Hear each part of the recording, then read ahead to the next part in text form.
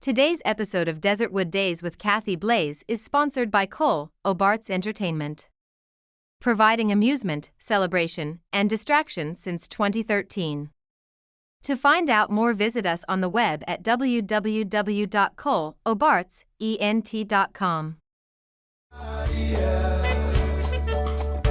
I wanna visit all the places nobody goes. I wanna teach all the things that nobody knows. I wanna grow wings, leave the coop, learn to fly. Bungee jump from the tallest building in Dubai. I wanna fly around town in my UFO. I wanna eat real food, not the GMOs. I wanna make moves, call the shots like the boss. I wanna love like I never lost.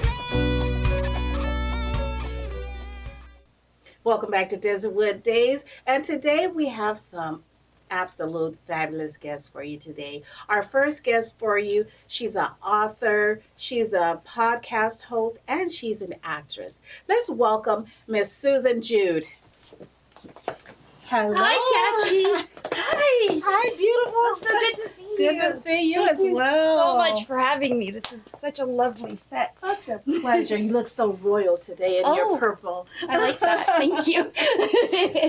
Oh my gosh, it's been a while. We've known each other for years. We have. I Yes. was thinking about that the other day. I was like, when was the first time we actually met? And I think I remember. I think we were in you tell me. No, I remember we were doing an acting coach session with somebody. Oh, We won't say okay. who, but All right. we'll protect the names for the innocent. Oh my goodness. Yes. Yeah. It's been a long time. We've been around this industry for a long time. You could say that. Met a lot of people, learned a lot of things, Yes. and seeing the growth here in Arizona in the film industry, being an actor, being, I want to say activist in what we do in our lives and in the community. And I've seen things change with you. You've done a lot of good things here, so thank you. Well, thank you. Thank you. I mean, I try. Yeah. So, Susan, I always like to just get a little bio on our guests so that our audience feel like they know you. What? First off, are you a native of Arizona? I am not. No. Sorry. That's okay. I'm one of the melting We pot. accept you. No. No, actually, I'm originally from the East Coast. Okay. New York. Yeah. Okay. But I've been out here long enough that, my blood has thinned and, and we'll say I'm I wouldn't even say a New York girl or East Coast girl. I don't know why I wouldn't have. A lot of times people have said they know East Coast, but they think Connecticut, or they think, because I've really gone through a lot with that accent. Oh, okay. When I get mad or frustrated, It comes out then. Oh, it comes out. No. You know what? I can see that because my mom was from Memphis, my grandmother from Mississippi, Oh, and I'm from Arizona. I hear But that, when Mississippi. but when I'm around them, when I'm around my mom, it comes out. Right. Yeah. Well, and I think it's also an attribute to theater. Yeah. Because you have to learn how to project and speak very well. So I thank Catholic school and theater for whatever this accent is. Yeah, whatever it is to be today. Yeah. Now, sometimes when I'm enjoying myself or drinking, I go a little Irish. I don't know why. It's like my That's nana funny. comes through. I'll be like, "Oh, what are you talking about over there?" I love that. That was terrible. But So, Susan, what was it that got you inspired in this industry? That was just born in me. I mean, honestly, if I'm being real, I can't even remember. We had a basement, and I just wanted to act all the time. That was my childhood, and it was actually the happiest moment in my existence is being down there. I had movie sets, and I was really into the 40s. I don't know why, but I think it's because I had older parents. Right. So I would act out these very dramatic scenes from the 1940s where I'm saying goodbye to my lover as he goes off on a train to war, and I'm 7. So I'm like, where is this coming from? You know what it is that we were born into an era, we were a different type of breed than the children and the young people are today. I mean, because we have those experiences.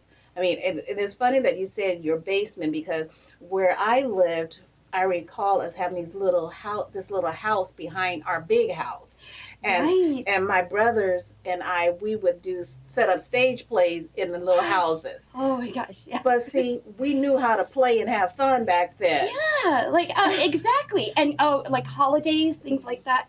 Now, I mean, my family, a lot of them were very, they were trained singers, and they were very, very good at theater. Like my cousin, I always aspired to be like her because she could sing Danny Boy beautifully, and she was on stage. And so I always felt a little out of place, that I wasn't quite good enough. I think that's just an artist thing. Right. But yeah, no, and it never left, no matter what. It never does. And you know what? Sometimes I've tried. I tried to detox it. It doesn't go away. No, it doesn't. But sometimes we go and we move on in our lives, get married, have children, and other things happen in life. But it comes back in some form. Yes. Something brings it back. And I think that's what happened in my life. And I see that in a lot of actors that sit here on this couch, that they've gone on and did things, but there was always some inkling back there somewhere, and something that brought them back to it. I mean, I don't want to sound really profound, but it's almost like your soul. It's your soul. And the years that there was a time period where it wasn't doing anything, and that it's just it feels like a part of your soul is not alive. Right. And your soul is a very important part of that is true. your whole body. Right. And I work a full-time job, trying to build that career, but the passion is not the same. Right. I mean, never before have I been so excited to get out of bed on a Saturday when I could have my lie-in, just to be here, just to be talking, because I love talking to people. I love sharing information, and I love I like education, and I just love talking about my passions, which theater, acting. I mean, I'm actually more prone towards theater. Maybe it's looking for theater, because I love that live energy. It's scary. You know what? So scary, it is so different than film. Theater is. It's totally different, and I can't tell someone which one I love most, because I love both in a different way. Yes, thank you. Okay, I think that's what it is. It's like you're getting to experience the art and express your creativity, but it's very different. Like live, there's an energy.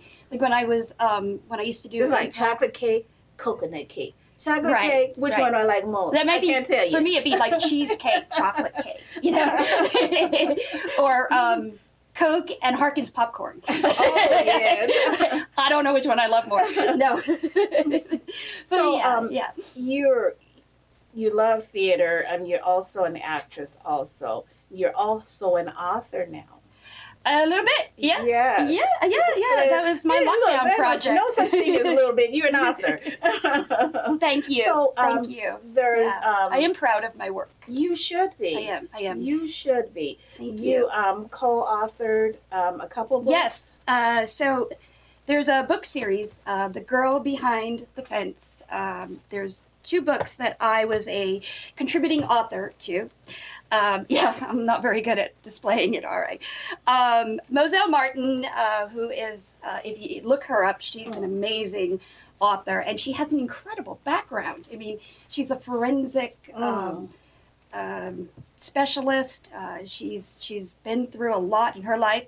But what I was really drawn to this series, because it's a self-help book series. Okay. But it is for women who've been through things. I mean, we've all had tragedies, and it's almost like how a support group helps people, because all the stories are from different women who have gone through their own experiences. And so when you're reading it, you feel, I took it that you feel you're not alone, because everybody has gone through something. I mean, I think, they really, the God and the angels have really, the universe has really pushed me to my limits, especially recently. But they've also been there for me. And the support that knowing that other people have gone through things and they've Right. survived, it's empowering in a way. Yes. So there's the two that I wrote in is renewal and thankfulness, Oh, which are okay. beautiful. And it was so just symbiotic because it was during lockdown. Mm, And we were all going crazy. right. I need a project. I need something Right. to do because So how many authors are in each of these books? I believe there's about 7. Okay. 7. 1, 2, 3, 4, 5, 6, 7, 8, 9. Oh, this one had more. Yeah, and it's people we know. Right. So this is The Girl Behind the Fence, and there's a series of this: the renewal and the Thankfulness. thankfulness. Yes. Tell me about renewal and why was that important for you to be a part of that? So like I said, it was lockdown, and going a little crazy. Needed a creative project, and my good friend Eva Lewis, you know Eva, yeah. Ava Lewis. Yeah, get it right. Sorry, semantics. No, she suggested. She said, there's another book coming up, and I know you've been wanting to write because I have been wanting to write forever. I have pages and pages and pages of that novel I've been working on, and a lot of fan fiction that I don't share for me. But anyway, she suggested, this would be. She thought it would also be good for me therapeutically to process some things that I was, had been working on, but just it's very. I found that writing can be a very cathartic experience, Right. And I agree with you. yes. And what I loved about renewal, I mean, if you just look at the picture, it tells you everything, because what this book was supposed to be about was getting over a victim mentality, and that I found is probably one of the biggest keys to really overcoming whatever self-esteem issues you have, or processing, all the tragedies and traumas, things like that, because it happened to us, whatever it was, and that is hard, but it's about moving on and picking yourself up, and so that was a big undertaking for me. But I think what worked for me was that I was a contributing author. So there was an accountability there that is just hard to do when you're just working on your own thing. So I knew that I was, people were depending on me to submit my story. And it gave me that motivation and it pushed me. And like I said, it was such a beautiful, beautiful experience. And then Thankfulness was the next book right after that. And I was like, I want to do that one too. Yeah. Can I, Mazel? And she was like, absolutely. So so I wrote my story for that one. Now, I'm a recovering perfectionist. So, so I was never satisfied. The next book's recovery. Right, exactly. Maybe that should be it. I was never feeling like it was good enough. But that, I think, was the turning moment. I had to just accept, somebody edited it, somebody reviewed and it. let it go. They said it's okay. Let it go. Yeah. And so I did. And so now it's about a year later. It's a little late in the publicity part of things, but I think it is important, especially on a show like this, to share something like that. And you know what? I always found that, we go through things in our life and we recover from them. But you know what? A lot of times we're fixing ourselves, but we may be fixing someone else.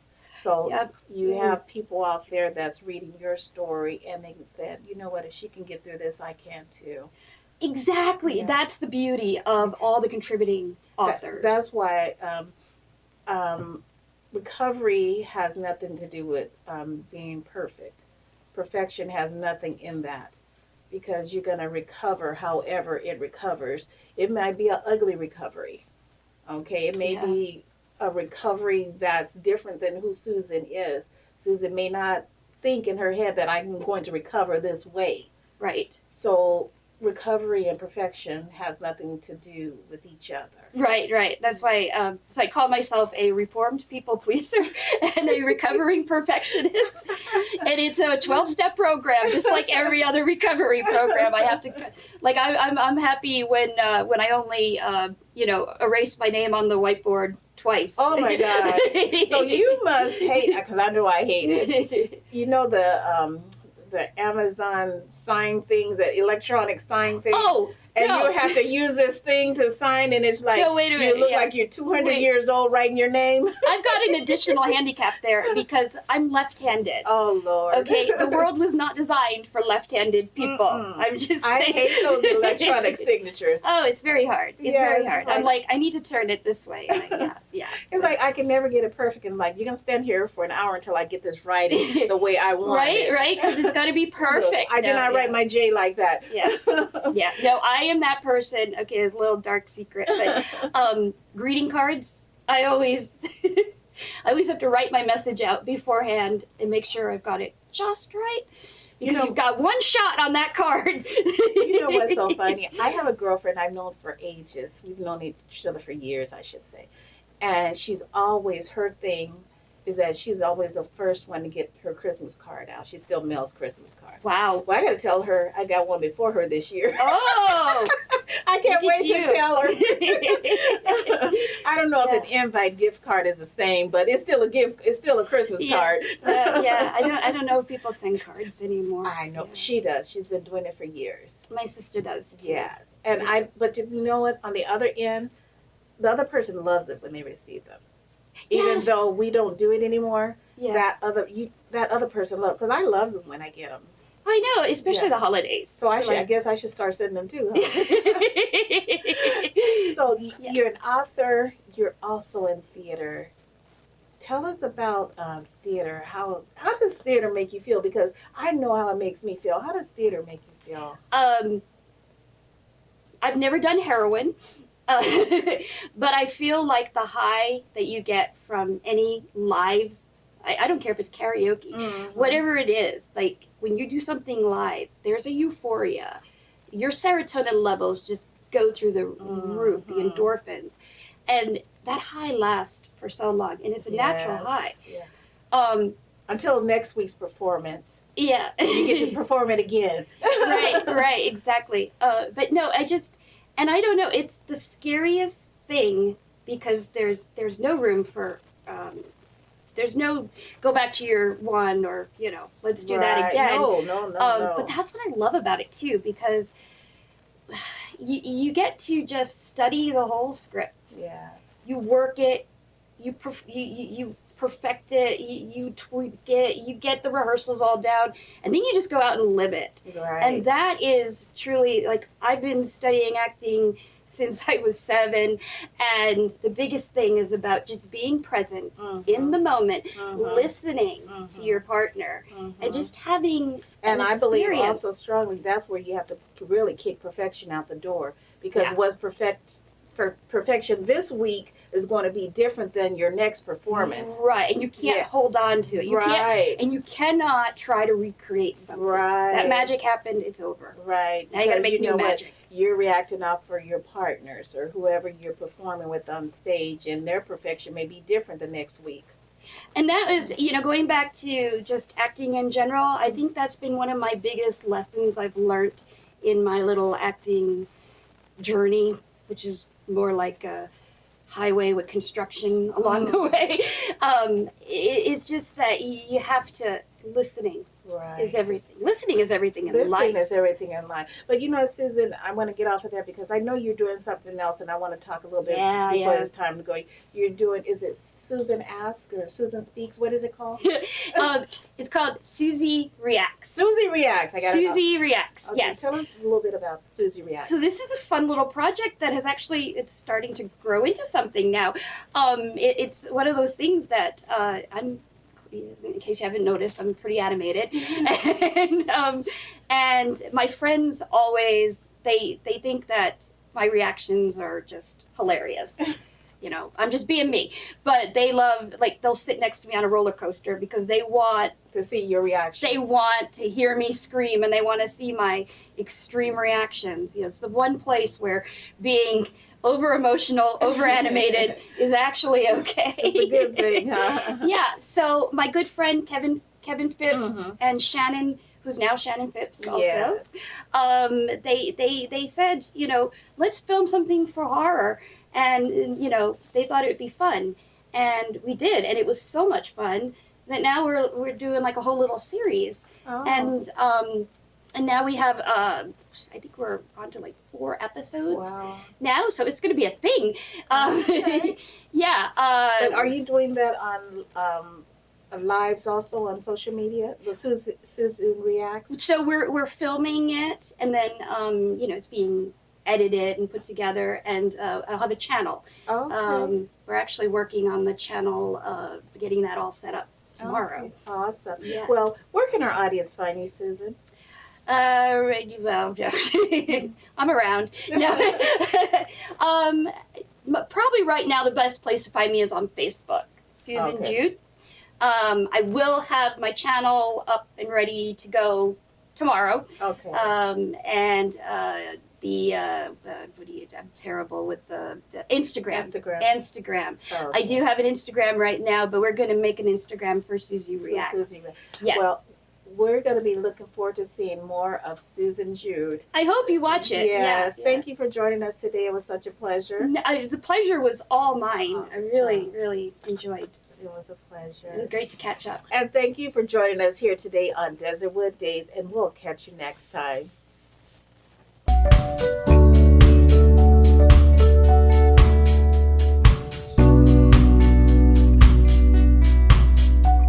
Today's episode of Desertwood Days with Kathy Blaze is sponsored by Cole, Obarts Entertainment. Providing amusement, celebration, and distraction since 2013. To find out more, visit us on the web at www.coleobarts.com.